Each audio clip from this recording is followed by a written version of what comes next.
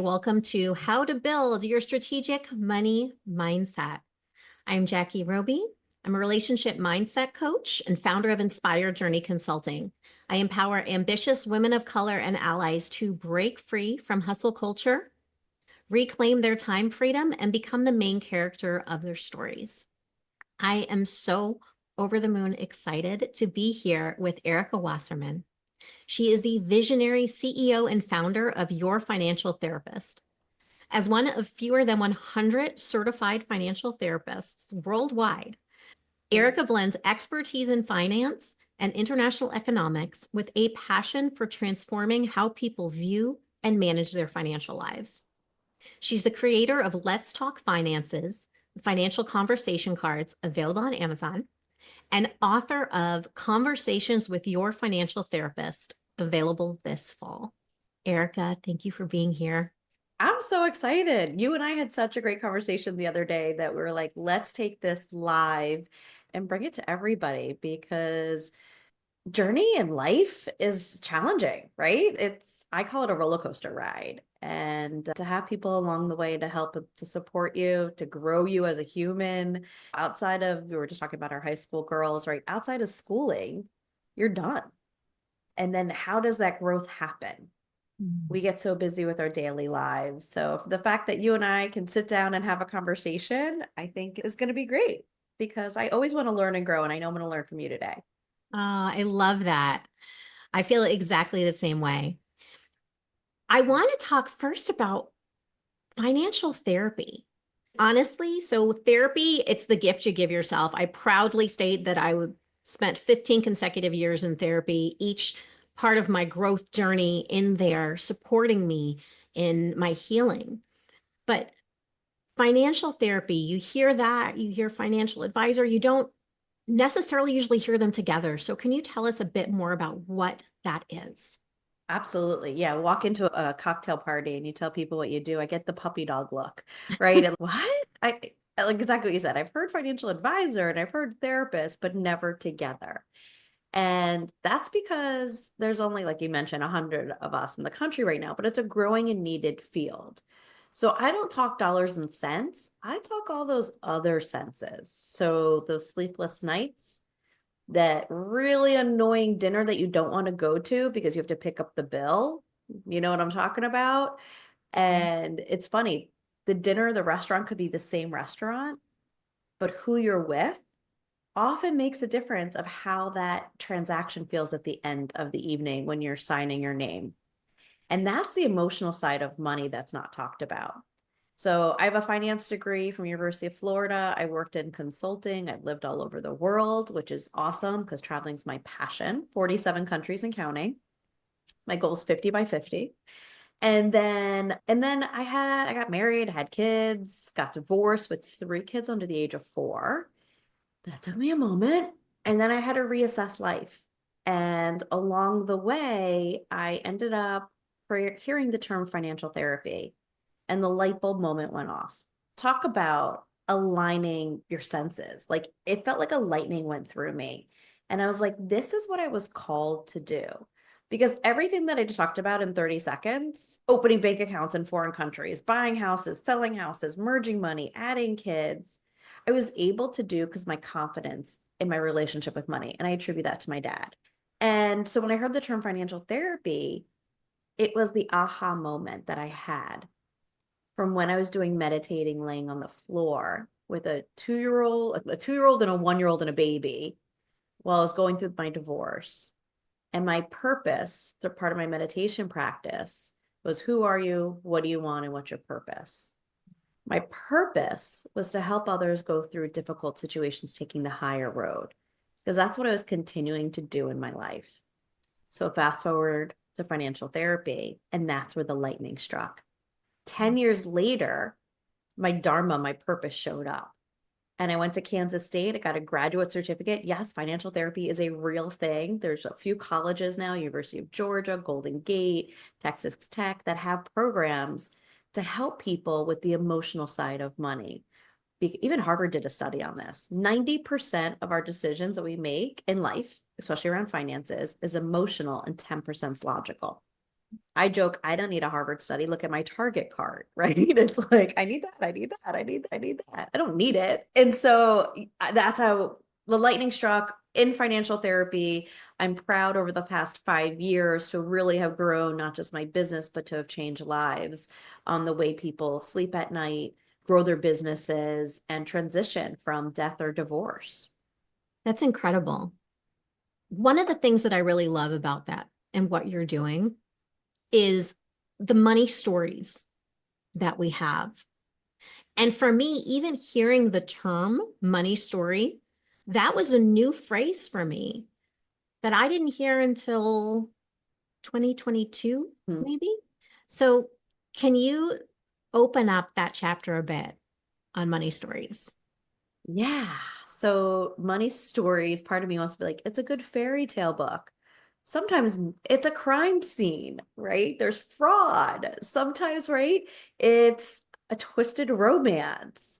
There's financial infidelity. Like there's so many things that a relationship with money can lead to different types of stories. And we get our relationship with money based on three main pillars. Back to my dad.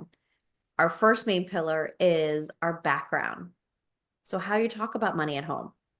For me, driving to the grocery store, it was like 2 cans of beans are 99 cents. How much is one can of beans? We get to the grocery store, my dad would pull out his money. Like for us, it was just natural little things over time. And as I grew, the relationship and the conversations grew around money. I have a client who went indoor camping. Do you know what indoor camping is? No. Her parents were really creative. It's when the power went out because they couldn't pay the bill. So that was her background. It wasn't necessarily talked about, but it was very common for just the power to be out. So we have a background. Then we have culture, religion. I'm sure you see this because you work with a lot of minorities, where culturally you're supposed to take care of everybody around you, your parents, your cousin, whoever. Religious, the messaging, money is greed. It doesn't buy you happiness. You give to charity. Then let's throw the third layer in as experiences. Back to that twisted romance. Maybe there's financial infidelity. Somebody opened up a credit card in your name. You didn't know you were in debt. I see that with couples more than you think. And so you have an experience, maybe you have an experience where I had one client, her parents put everything on credit cards. Where in college, she could not go to a restaurant or a bar, and this was 30, 40 years ago, that took cash. She didn't have cash. So your experiences add into that layer, hence your money stories. So we have a Mm. story in our past, but now we're adults, we're running our own households. We are managing our own businesses sometimes, or just your career in general, conversations with your HR directors. And we're carrying all these stories with us. So until we digest and read the full book, not just one chapter, those stories keep us where we are, locked into that one chapter. And so that's the work that I do is breaking some of those stories open to allow for growth. Amazing. So, two things: financial infidelity and indoor camping. Wow. Are you adding Those, that to your glossary now of terms? yes. Yes, I am. Yes, I am. Wow. We have basically become so addicted to information. And we are so fortunate right now to have more and more information, right? We have everything at our fingertips. But if knowledge was everything, we'd all be real good. There would be no stress in theory. Remember back to that Harvard study? Yeah. 90% emotional, 10% logical. So think about that anytime you're at the cash register. I don't care if it's at the grocery store, at dinner, we have a holiday weekend coming up. Is it the decision logical or is the decision emotional that Mhm. you're putting your card down? Because most of the times it's card now, not cash, right? That transaction. And start checking in on where it shows up and if it's something that makes you happy or not.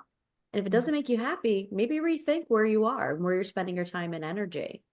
I love that. And you're reading my mind because what I wanted to say was we think that we have the awareness and we're good, but it really does take action next. So this is a great, simple, tangible step. And one of the things that I talk to my clients about a lot is that we have choice. We make an average of 35,000 choices every single day. Wow. And so what you're speaking about when you were tapping into our thoughts, our feelings in these moments is then making intentional choice because we actually get to choose the life that we desire. Now, if you're swiping that card or hitting submit on paying a bill, you're choosing to pay a bill. Yes. And on that note, I had a client come to me. She was leaving a very high-end corporate job. She just called off her engagement and she was thinking about starting her own business. And so financially, she was at crossroads, which is where I do a lot of work, is helping people with their mindset, identifying the difference between rich, wealthy, and happiness. Sometimes you get 2 out of 3. So I work on that. Anyways, the guy she called off the engagement with, she said, you work with him, but he can't afford you. Can you give him a discount? And we start talking. Guess what? He gambles. He doesn't have money. And he makes choices to gamble, which is part of the reason the engagement was called off and some other things. But you're echoing that we make choices, and financially every day we make choices for future, for present, for family members, everybody around here. What do you see specifically? Because I know you work with a lot of like ambitious, specifically women of color. What kind of mindset challenges do you see show up in this area? I've shared a few stories. I'd love to hear from you. Hmm. So scarcity mindset is a big thing. What happens for us, for historically underrepresented groups as women of color, is that we do not have generational wealth. Mm. And this isn't just, often people say, oh, my family wasn't wealthy. No, there's so much more that goes to this actual history. The opportunity to even have this. Owning a home is wealth. Being able to pass on that home is wealth. Being able to be left anything is wealth. Having education and opportunity is wealth. By When the I way, think I about, love that you use the word wealth, not rich. yeah, no, Love it. Okay, sorry, go ahead. Wealth. yeah, Keep telling me about wealth. well, 100%, because we learned about debt.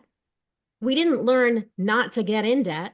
We learned how to clear it, how to be debt free, how to negotiate down our credit cards, how to goal for financial freedom.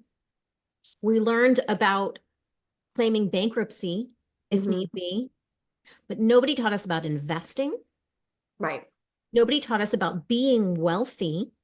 Rich, maybe, but rich came with the money stories of selfish, greedy, bad people, just like any black and white thinking you'll see in a movie, the Scrooge McDuck of it all. Yep. They didn't teach us about possibility. So that's something that I really work on with my clients. While we're not necessarily focusing on money, we focus on dreams. But this is what Ooh, comes into you just got play. me on that. Yes. We weren't allowed to dream. We stopped dreaming. But the money aspect of it, it's like it wasn't even an option for us to be anything more than struggling or working for someone else or surviving. Okay, can I give you 2 tips on this for to Yeah, work when you're working with your clients? please. Okay. So often when I see with first generation is you are your parents' retirement, right? Because you're coming here, it's not like you have a 401k, they have a pension plan. None of that's in place. And by the way, you're also generally building a family too.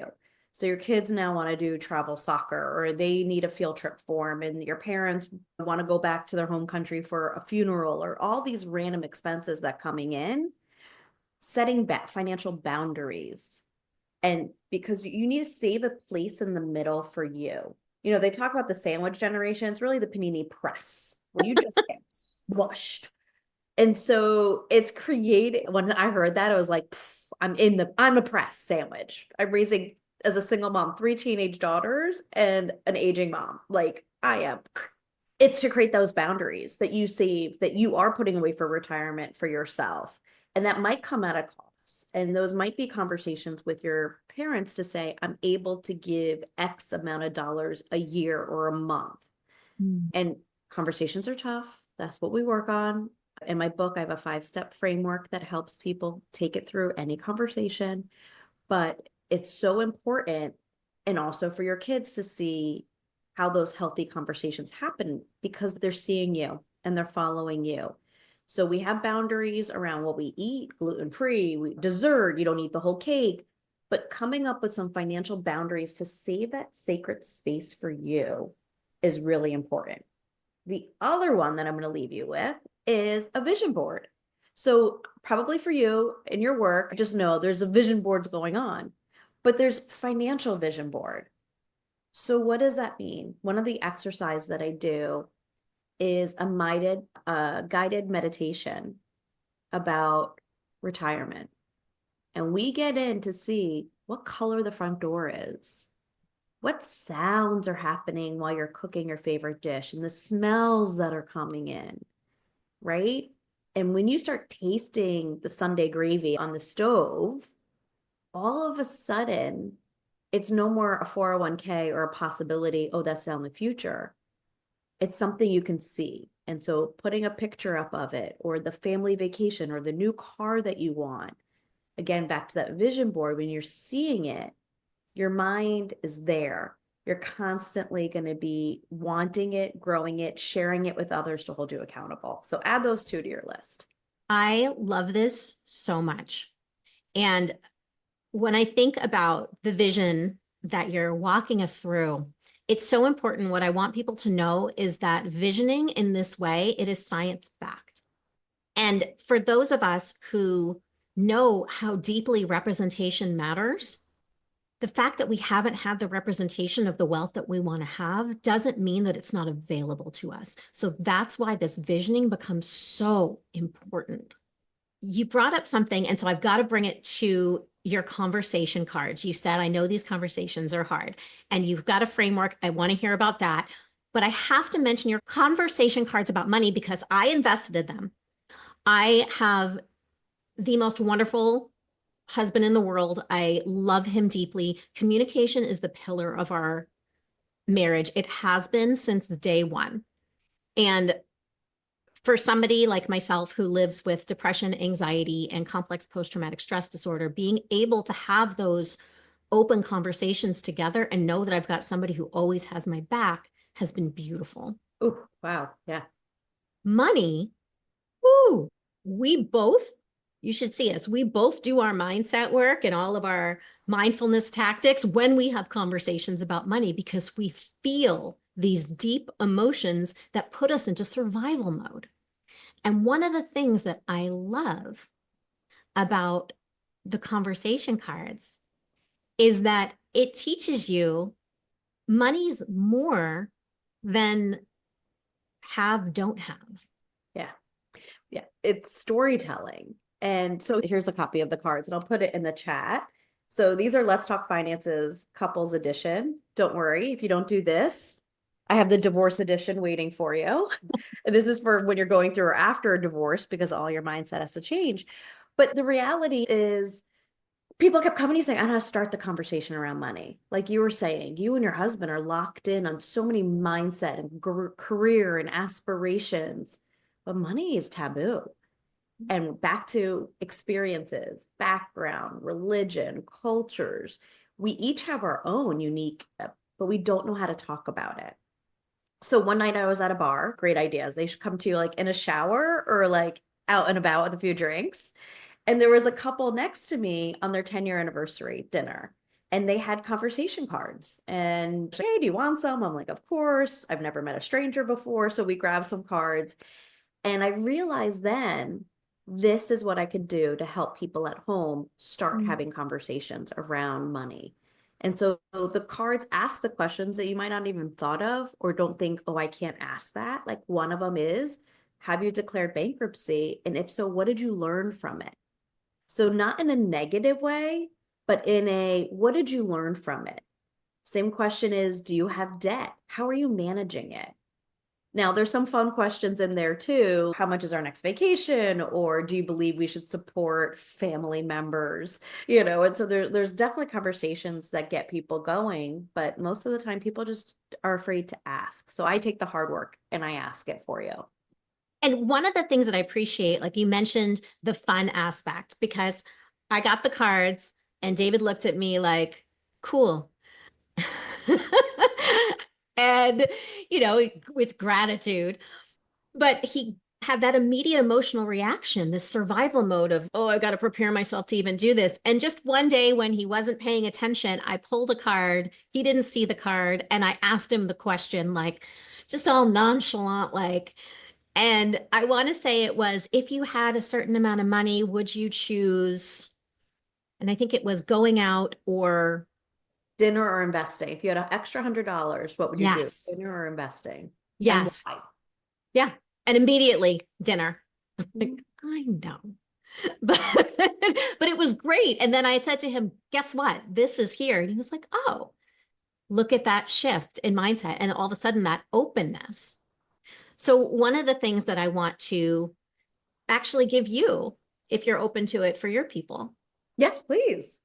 is when they're about to start this conversation, before they're going through your framework, which we're going to go to next, to tap into their senses, right? Whether they're really taking 3 deep breaths, we completely ignore breath in a way that we just take it for granted. But I mean, like breathing Mm. in for 5, breathing out for 5, 3 at a time. And when you do that, you're calming your nervous system. We are constantly living in survival mode. 80% of our thoughts are actually negative, and 95% of them are happening unconsciously. Ooh, I believe that. Yeah. So we need to do the work to retrain our brains, to retrain our system, to calm it so that we're open to receive the information. We're open to have these conversations and not holding on tightly for dear life when something potentially uncomfortable comes our way or we're viewing as a threat, even though it's somebody that we care about talking to us.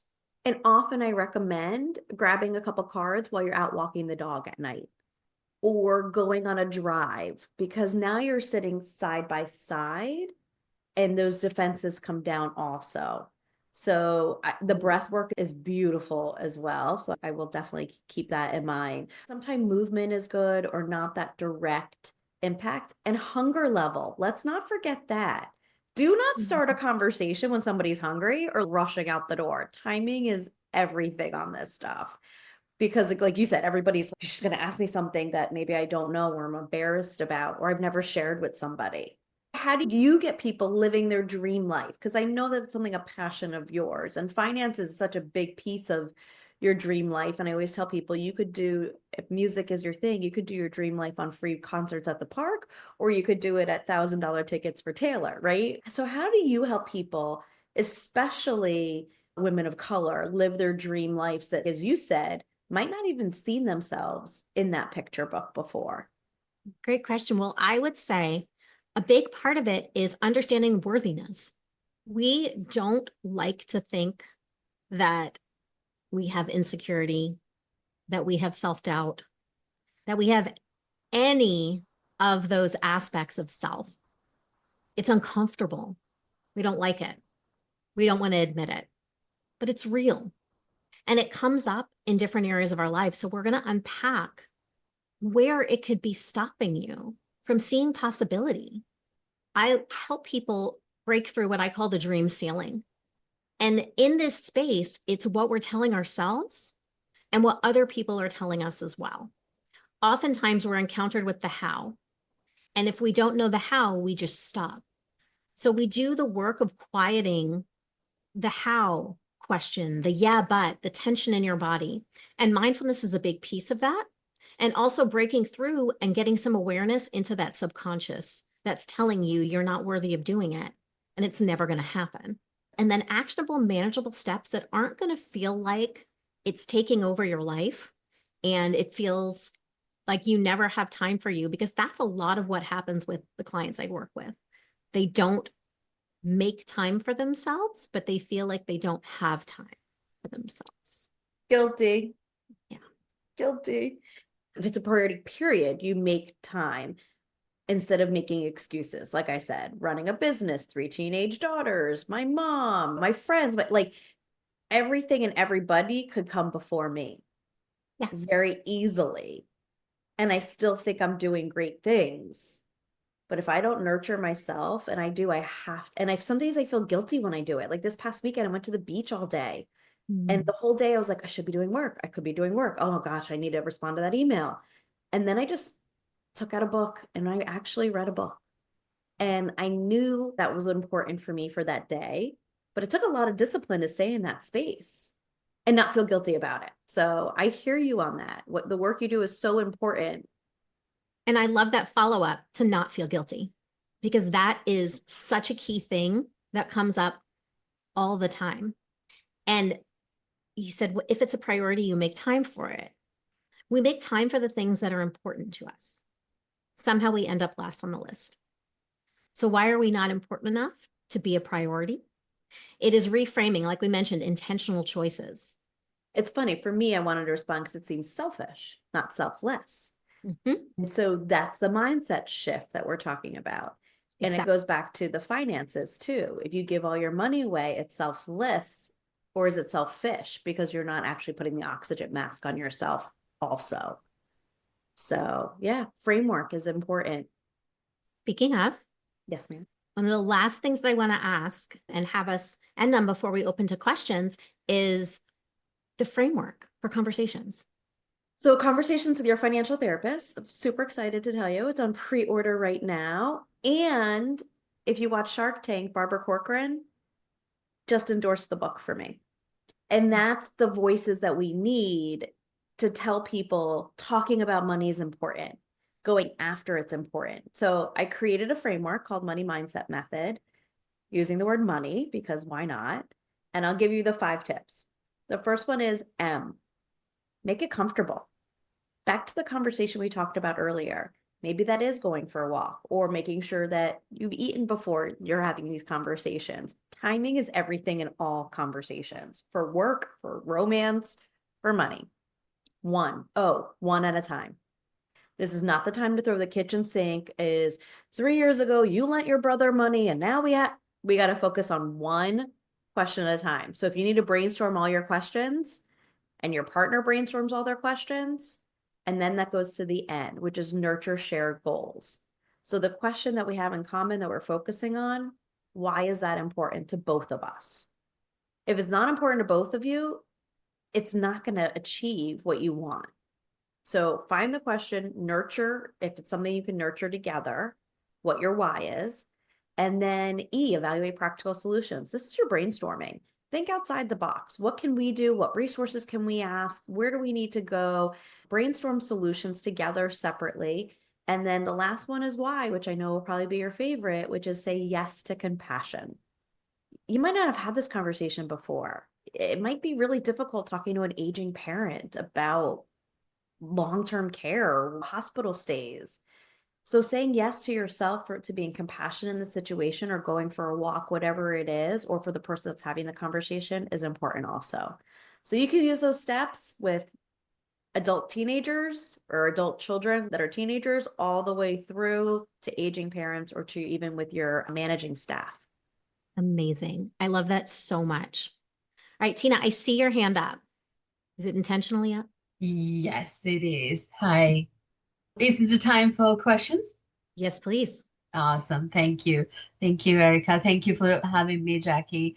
Erica just mentioned something about living in that retirement reality, how you want to be retired and smell the gravy and Sunday gravy and that the color of the dough and all that. It sounds like a fun thing to do.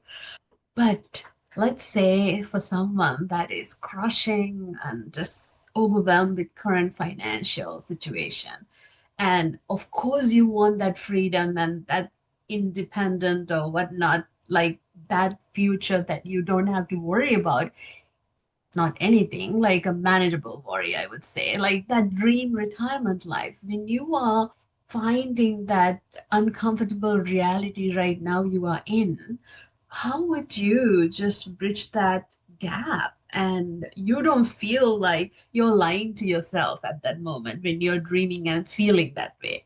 Now that is a fantasy, right? Tina, Yeah, do you have a hobby? No. Okay. hobbies work. Have you ever tried running before? Because I use this analogy. I tried Yeah, running before. Okay. yes. Okay. It's hard. It's difficult. Have you ever seen somebody train for a marathon? Okay. It's really challenging. Okay, you answered my question. Anyway, No, yes. I didn't. Yes, I did, and I didn't. Yeah. The day to day is really hard. Let's take the running analogy. You're going to twist Mhm. an ankle. You're going to pull a muscle. There's going to be a hill that hell you don't want to climb, right? But you Mhm. have that that date on your calendar for that race. Yes. You have people that are waiting for you at the end of that finish line. You know what? You might have to take a couple days off for your twisted ankle, but you're going to get back out to training because people are waiting for you. And you are waiting for you to cross that date off your finish line. So back to that financial vision board. So your retirement and the Sunday grieving and the door, the purple door, whatever color your door is, we're not talking Beverly Hills, right? We're talking the people that are in that room with you. And we're talking about maybe the season that you want. That's what you're visioning. The exact dollar amount of that mortgage, we're not ready for that today. That's the next steps. And I have a yes plan workshop that I do for that. But what we're talking about today is that moment that you're sitting in that chair. Visualize yourself right now. Go ahead, close your eyes. And you're sitting in this chair, the window's open and a breeze passes through. You've made it. You've crossed that finish line of that marathon. It And feels amazing. it feels amazing. Yeah. Yeah.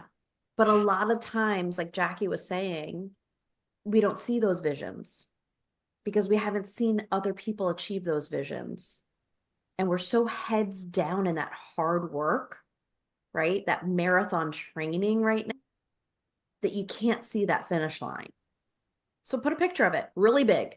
And in fact, frame it if you want. Where's my frame? And so you could keep seeing it. And maybe it's $5 you put away for it. Yeah. Action. It's those little steps that get you across the marathon finish line. And that's those little steps that are going to get you to that retirement that right now feels completely unattainable because you're in the hard work right now. You're doing the hard work right now. But if you don't take those steps, you're never going to finish a marathon. Not going to happen. Thank you, Erika. You're welcome. So it's just keep practicing and visualizing and taking teeny bit actions that you can afford and believable towards that dream, huh? Yeah. But that's repeatable in all aspects of your life. Yeah. Look, you have your business on here. So think about where you started in your career and where you are today and where you want to go. Small Well, actionable steps, that's building, big. right? Yeah. And That's so so it's going to be the same copy paste into your personal life. What does that mean? Agendas for yourself, meetings. If I put in my calendar once a month to review my business finances, 15 minutes on Fridays to review my financials. I make business meetings with myself to stay accountable, like I would in my nice. business. Yeah. Amazing. Thank you for sharing that. Absolutely. Really I'm glad you appreciate asked, it. Tina. Yeah. Thank you. Yeah. Feel free to grab a deck, makes great wedding gifts or divorce gifts as well to keep those conversations going. And Jackie, Amazing. you have a gift for everybody too today, yes? Yes, I do. So I'm putting that in the chat right now. It is a free self-worth reset. So we want you to feel worthy of your wildest dreams. We want you to feel worthy to have wealth, to have these difficult conversations, to build this money mindset. And I know you're worthy of more. So grab that. That is a free gift for you. Erika, thank you for today. Thank you. Again, we thought it would be 30 minutes. And I think we're almost we're a little over because you and I could talk forever on this. So thank you for allowing me to explore this conversation with you and for others to eavesdrop into one of our chats. I love it. All right. Have a gorgeous day and stay inspired.